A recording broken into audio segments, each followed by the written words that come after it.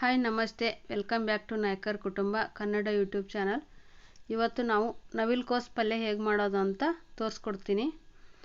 ಒಬ್ಬೊಬ್ಬರು ಒಂದೊಂದು ರೀತಿಯಲ್ಲಿ ಮಾಡ್ತಾರೆ, ಆದರೆ ನಾನು ತೋರಿಸ್ಕೊಡ್ತಾ ಇರ್ತಕ್ಕಂಥ ಮೆಥಡಲ್ಲಿ ಮಾಡಿದರೆ ನೀವು ಅನ್ನ, ರೊಟ್ಟಿ, ಚಪಾತಿ, ಪೂರಿ, ದೋಸೆ ಯಾವುದಕ್ಕೆ ಬೇಕಾದರೂ ಹಚ್ಕೊಂಡು ತಿನ್ಬೋದು.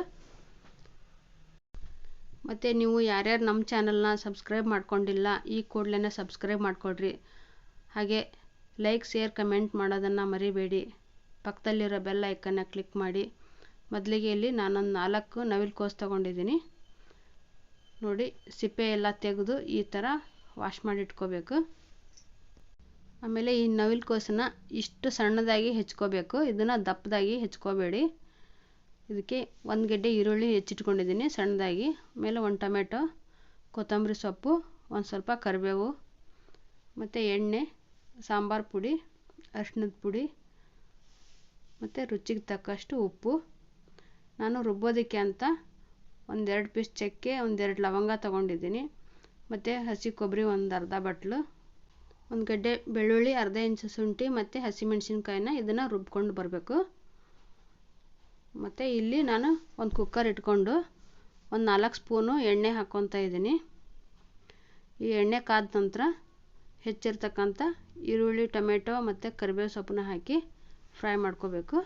ಮೊದಲಿಗೆ ನಾನು ಕರಿಬೇವು ಸೊಪ್ಪು ಮತ್ತು ಈರುಳ್ಳಿನ ಹಾಕಿ ಫ್ರೈ ಮಾಡ್ಕೊತೀನಿ. ಬೇಕು ಅಂದರೆ ನೀವು ಕಡಲೆಬೇಳೆ ಹಾಕ್ಕೋಬೋದು, ನಾನಿಲ್ಲಿ ಹಾಕೋದಿಲ್ಲ.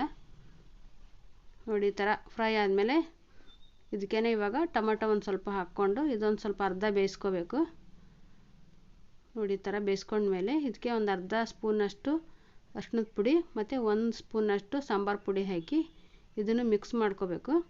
ಇದು ಮಿಕ್ಸ್ ಎಲ್ಲ ಆದಮೇಲೆ ಇದಕ್ಕೇ ನಾವು ಹೆಚ್ಚಿರ್ತಕ್ಕಂಥ ನವಿಲುಕೋಸನ್ನು ಹಾಕ್ಕೊತಾ ಇದ್ದೀನಿ. ಇದು ಸ್ವಲ್ಪ ದಪ್ಪದಾಗಿ ಹೆಚ್ಚಿದ್ದೀವಿ ಅಂದರೆ ಇದು ಬೇಗ ಬೇಯೋದಿಲ್ಲ, ಹಾಗಾಗಿ ಸ್ವಲ್ಪ ಸಣ್ಣದಾಗಿ ಹೆಚ್ಚಿ ಹಾಕ್ಕೋಬೇಕು. ನೋಡಿ, ಇವಾಗ ಇದನ್ನು ನಾನು ಇದ್ರ ಜೊತೆಗೇ ಸ್ವಲ್ಪ ಫ್ರೈ ಮಾಡ್ಕೊತಾ ಇದ್ದೀನಿ. 1-2 ನಿಮಿಷ ಈ ಥರ ಫ್ರೈ ಮಾಡ್ಕೊಳ್ರಿ, ಹಾಗಾದರೆ ಇನ್ನೂ ಚೆನ್ನಾಗಿ ರುಚಿಯಾಗಿ ಬರುತ್ತೆ. ಮತ್ತು ಪಲ್ಯ ಪಾತ್ರೆ ಒಳಗೇನ ಮಾಡ್ಬೋದಿತ್ತು, ಬೇಗ ಬೇಯೋದಿಲ್ಲ ಅನ್ನೋದಕ್ಕೋಸ್ಕರ ನಾನು ಕುಕ್ಕರ್ ಒಳಗೆ ಬೇಯಿಸ್ಕೊತಾ ಇದ್ದೀನಿ. ನೋಡಿ, ನಾನು ಮಸಾಲೆ ಎಲ್ಲ ರುಬ್ಕೊಂಡು ಬಂದಿದ್ದೀನಿ.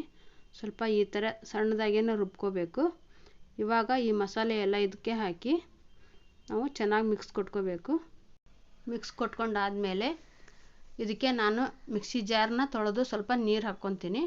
ನಿಮ್ಗೆ ಅಷ್ಟೇ ನೀರು ಸಾಕು ಅಂತಂದರೆ ಅಷ್ಟಕ್ಕೆ ಬಿಡ್ಬೋದು. ನಾನೊಂದು ಸ್ವಲ್ಪ ರಸ ಮಾಡ್ಕೋಬೇಕಂತ ನಾನು ಮೇಲೆ ನೀರು ಹಾಕ್ತಾಯಿದ್ದೀನಿ.